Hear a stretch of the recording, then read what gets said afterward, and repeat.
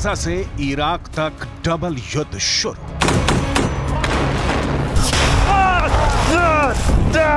Gaza युद्ध धीरे धीरे मिडिल ईस्ट से लेकर पश्चिम एशिया तक फैल चुका है।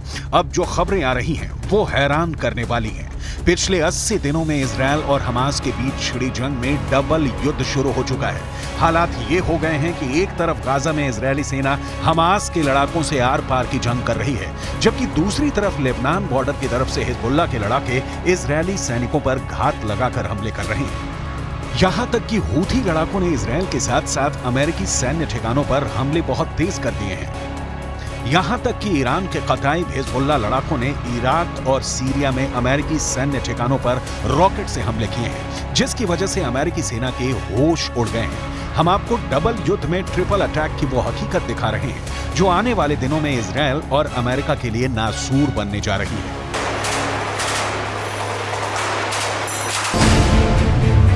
हमास, हिजबुल्लाह और हूथी इजरायल अमेरिका पर भारी। 80 दिन बाद भी गाजा युद्ध में हमास की ताकत उतनी कमजोर नहीं पड़ी है जैसा इजरायल दावा कर रहा है। भले ही प्रधानमंत्री नेतन्याहू और उनकी सेना के टॉप कमांडर दावा करें कि इजरायल की आईडीएफ ने पूरे उत्तरी गाजा पर कब्जा कर लिया है, लेकिन हकीकत में अभी भी हजारों हमास लड़ाके इजरायली सेना पर घात लगाकर भीषण हमले कर रहे हैं। हमास के टॉप कमांडर और दक्षिणी गाजा में खान यूनुस के कसाई के नाम से मशहूर याह्या सिनवार ने दावा किया है कि अब तक की जंग में हमास के लड़ाकों ने 1500 इजरायली सैनिकों को मार डाला है। हमास के कसाई का दावा, मार दिए 1500 इजरायली सैनिक।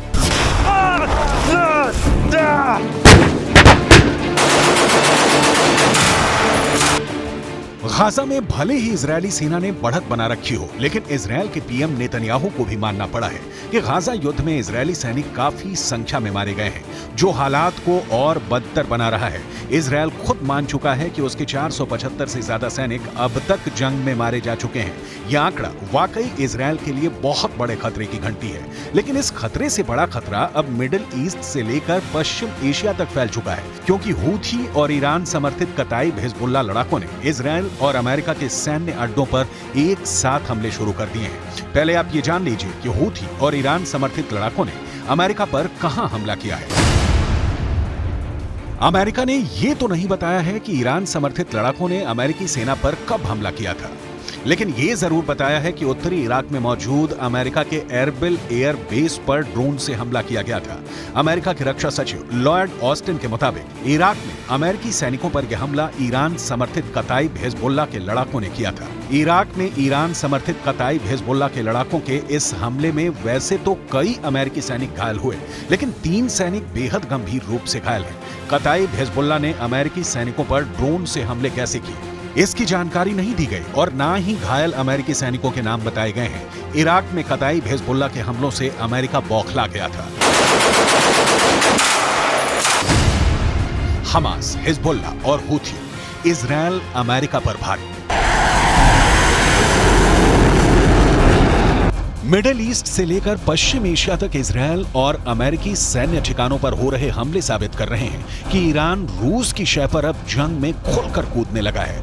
हूथी चुन चुन कर समंदर में इजरायल और अमेरिकी जहाजों और टैंकरों पर हमले कर रहा है। यही वजह है कि अब अमेरिका ने ईरान के कताइब हिजबुल्लाह के लड़ाकों पर ऐसा भीषण हमला किया है, जिसकी वजह से पश्चिम एशिया में जंग तेज होने के दावे किए जाने लगे हैं। हम आपको बताते हैं कि अमेरिका ने ईरान के कताइब हिजबुल्लाह लड़ाकों पर जोरदार एयर स्ट्राइक की है। जरा देखिए कैसे। अमेरिकी रक्षा सचिव लॉयड ऑस्टिन के मुताबिक अमेरिकी सेना ने ईरान समर्थित कताइब हिजबुल्लाह पर भीषण हवाई हमले किए हैं। कताइब हिजबुल्लाह पर अमेरिका ने यह हमले इराक और सीरिया में किए हैं। सोमवार यानी 25 दिसंबर को अमेरिकी सेना ने कताइब हिजबुल्लाह पर हमला किया था।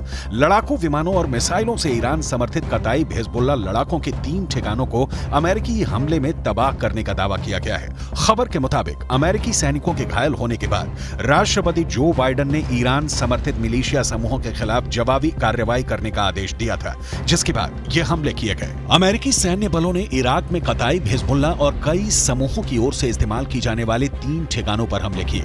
ये सटीक हमले इराक और सीरिया में अमेरिकी अधिकारियों के खिलाफ ईरान प्रायोजित मिलिशिया हमलों का जवाब है। कताइब हिजबुल्लाह सरीखे समूहों ने आरबिल एयरबेस पर हमला किया था। इजराइल और अमेरिका इस वक्त मिडिल ईस्ट और पश्चिम एशिया में डबल युद्ध से जूझ रहे हैं। पीएम नेतन्याहू को लग रहा था कि हमास युद्ध विराम इजराइल की शर्तों पर जरूर करेगा, लेकिन अब खबर आ रही है कि हमास के टॉप कमांडर्स ने साफ दावा कर दिया है कि हमास सीज फायर नहीं करेगा और ना ही कोई समझौता, वो आखिरी दम तक जंग करेगा। गाजा पट्टी में इस वक्त उत्तरी गाजा से ज्यादा भीषण जंग दक्षिणी गाजा में चल रही है। हालात ये हो गए हैं कि इजराइल और हमास की जंग थमने की एक और उम्मीद को बड़ा झटका लगा है। 24 दिसंबर को इजरायली मीडिया रिपोर्ट्स में दावा किया गया कि हमास और इस्लामिक जिहाद आतंकी संगठनों ने इजिप्ट या कहें कि मिस्र के उस प्रस्ताव को ठुकरा दिया है जिसमें कहा गया था कि अगर ये दोनों संगठन गाजा की हुकूमत किसी तीसरी ताकत को सौंप देते हैं तो इजराइल परमानेंट सीज फायर कर देगा। लेकिन हमास के टॉप कमांडर्स ने इस प्रस्ताव को पूरी तरह से खारिज कर दिया है।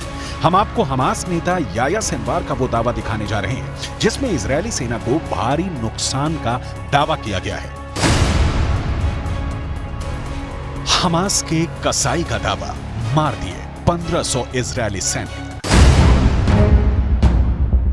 इजराइल की मीडिया रिपोर्ट के मुताबिक हमास के टॉप नेता और कमांडर याह्या सिनवार ने दावा किया कि हमास की सैन्य शाखा अल कसम ब्रिगेड ने 5000 से अधिक इजरायली सैनिकों को निशाना बनाया और उनमें से करीब 1500 इजरायली सैनिकों को मार डाला है। हालांकि ऐसा कोई आंकड़ा इजरायल की ओर से जारी नहीं किया गया है। हमास नेता सिनवार ने इजरायली सैन्य उपकरणों को नष्ट करने की संख्या के बारे में भी बढ़ा चढ़ाकर दावा करते हुए कहा कि हमास ने 750 इजरायली सैन्य वाहनों को तबाह कर दिया है। सिनवार ने इजरायल का जिक्र करते हुए कहा कि उसके कब्जे को मान लेने की शर्तों पर कभी समझौता नहीं होगा और ना ही हमास कभी सरेंडर करेगा। दूसरी तरफ इजरायल के प्रधानमंत्री बेंजामिन नेतन्याहू ने गाजा का दौरा किया है और साफ शब्दों में कहा है कि हम फिर साफ कर देना चाहते हैं कि इजरायली सेना इस जंग को तब तक बंद नहीं करेगी जब तक वो गाजा में मौजूद हर आतंकी संगठन का कब्जा खत्म नहीं कर देती।